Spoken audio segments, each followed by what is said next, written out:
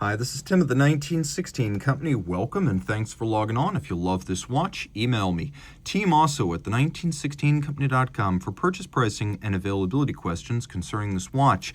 And this watch is a fascinating collaboration between Hublot, no explanation necessary, and Nespresso of coffee fame. The watch in my hand is a 200-piece limited edition, primarily in recycled aluminum, from the 2023 model year. It is the Hublot Big Bang UNICO Nespresso Origin. So, of course, Nespresso makes coffee cups, and by that I mean coffee brewing cups, and those are made of everything from grounds to aluminum, both of which, in strap and case, have been repurposed here. So the inner case is titanium, the outer case is recycled aluminum. The case back is recycled titanium, as is the buckle here. And the watch features everything from subtle Nespresso co-branding to an utterly unique full anodized aluminum aesthetic, very different from Hublot's usual combination of PVD and or ceramic. So the watch is of the 42mm version of the Big Bang UNICO, 14.9mm thick, 52mm lug-to-lug. It's not freakishly light, but it is a light watch for its size. But don't worry, if you don't want something toy-like, this really isn't. It's a bit more substantial than I expected for aluminum. Taking a look on the wrist, you can see it wears nicely. I'd actually say this is fine on a wrist as small as 15 centimeters. Big is the look with Hublot. This isn't a full-blown 45 or 44mm Hublot, and we're decades removed now from the 48mm King Power. I would say it fits fine on my wrist of 16 centimeters, and if you look at where the lugs are, especially since the lugs are angled downward, there's a little bit of clearance here to go with a smaller wrist. So let's say 15 centimeter circumference wrist and up. Taking a look in profile, it's not really thin, but it does feature a stepped case flank, so it should slide underneath a jacket cuff just fine. This strap, oh my, this strap.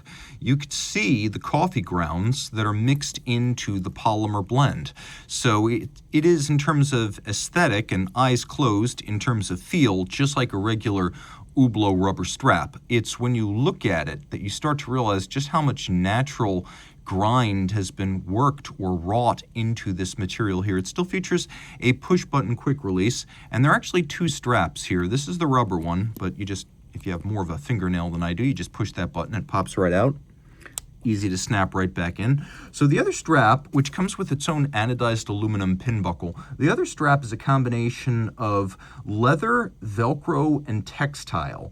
And that strap features fabric that is 5% coffee grounds and 95% recycled polyester. This right here is a combination of rubber and coffee grounds. So we're just keeping those two straight. You have this one with coffee grounds, the other one with coffee grounds and recycled polyester.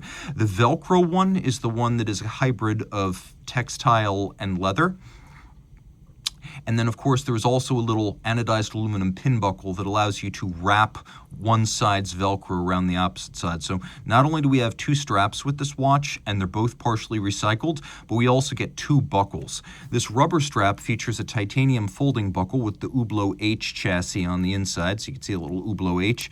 Externally, we have an anodized aluminum insert in green. It's a twin trigger release, so it can't pop open inadvertently. You tuck the extra length under the clasp body, so once it's in there, you can't see it externally, and there's no need for minder loops.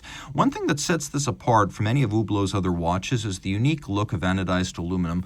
Now, you might be familiar with this on older dive watch bezels or on the dive watch bezels of pieces that are designed to look vintage. It's an interesting metallic gleam that you don't get with, for example, PVD or ceramic. So this is a very different kind of look here. So the aluminum that is used is 28% aluminum recycled from Nespresso cups. And you could see that the inserts on the flanks, unlike most Hublot Big Bang models, they are the exact same color and gleaming anodized aluminum sheen as the rest of the watch. You can see the Hublot screws, they're still H patterned, but the inserts here aren't obviously polymer pieces like they are plastic on most Hublot watches. You can also see those bolts here with a combination of polish and satin, polish on their upper face, and then the recesses are satinated. We have Nespresso's logo, not Hublot's, on the crown, and it is a screw-down crown. It's still a 100-meter water-resistant watch. The inside of the case as well as the case back are made from recycled titanium.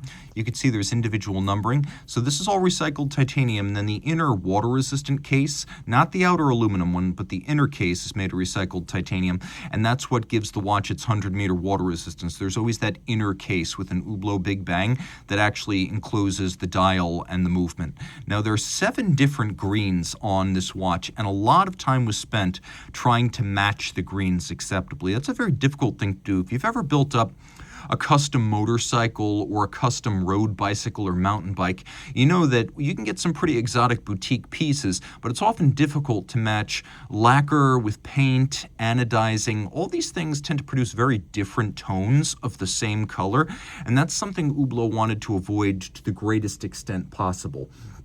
So what we have here is a pretty good match of greens. Running up to the dial now, you can see we've got a grill featuring the primary elements, the indices, the hours. We have a 60-minute chrono register here rather than 30, a feature I appreciate on the UNICO. UNICO is also a flyback, so you can reset and restart without first stopping. Great for events that occur in rapid succession when you really need bang, bang, reset and restart. Now you can see, we'll do our best to move this out of the way here, give you a quick view of the chronograph elements. Let's just demonstrate first that we do have a hacking seconds function, just like that. We also have a quick set. The date sits inside the minutes register. We have a skeletonized date wheel that runs around the dial. But what's most fascinating about the UNICO is that it's sort of an inside-out chronograph. So the chronograph lateral clutch wheel, seen right here, with micro meshing teeth, and then down there the column wheel. This is actually on the dial side of the watch, whereas on most chronographs it's on the case back. Here it's on the dial, so you don't have to remove the watch to appreciate your chronograph. You can see the little Hublot H bolt on the top of the column wheel. It's a column wheel with light action but positive feel. And if you look at the chronograph seconds hand, Hublot is on to something with this micro meshing tooth profile, because when you start up a UNICO, there's very little jump or extraneous movement to the hand. And that's very similar to what you get on, say, an oscillating pinion lateral clutch, so there's very little play here. We'll do a loom shot so you can see the watch in the dark. It's actually quite well loomed, and you can see that to a great extent all the way around the dial. Unusual decision to loom the minutes register and the running seconds, but there you go. We'll remove one side of the strap. Remember, it has 2 straps. This one, which is coffee grounds and rubber, and then the other one, wish I had more fingernail. The other one is a combination of Velcro, fabric, and leather, and it has its own separate anodized aluminum buckle. Taking a look at the case back, this is all recycled titanium. The movement is the UNICO 2, the 1280, whereas a standard UNICO is 8.05 millimeters thick. This is 6.75, and it's also a little bit smaller overall to fit in smaller cases. We have 3 days of automatic winding power reserve, and if you look closely, you can see the ball bearings and the rotor are ceramic for greater winding efficiency. You can also see here that both the escape wheel and the anchor are made of silicon to reduce the oscillating mass and also reduce the need for lubrication. We have a 4 Hertz beat rate. We have Edicron for fine timing and beat error correction, and a very small Hublot unique rack and pinion system for very fine corrections. And it says full adjusted. It's open to interpretation what that means. I take it to mean at least 5 positions, which would be the ISO 3159 definition of a chronometer. 6 positions is exceptional, but it's not necessary to be high horology or chronometer. So until Hublot corrects the record, I'm going to take this to mean 5 positions. And then you can see we've got 43 pivot jewels. And you can see it is good-looking movement, all grayscale, partially skeletonized, attractive in every regard, and it is Hublot's own movement, so they do make this, and they get credit for that. Taking a quick look now at the remainder of the case back, you can see that there's solarization on the center of the rotor, satination on the rotor surface, media blast on bridges and plates, and polished screw heads. And this is Hublot's UNICO with a 3-day power reserve. Lots to love here. I do enjoy this watch, and it's probably my favorite Hublot since the original Mag Bang.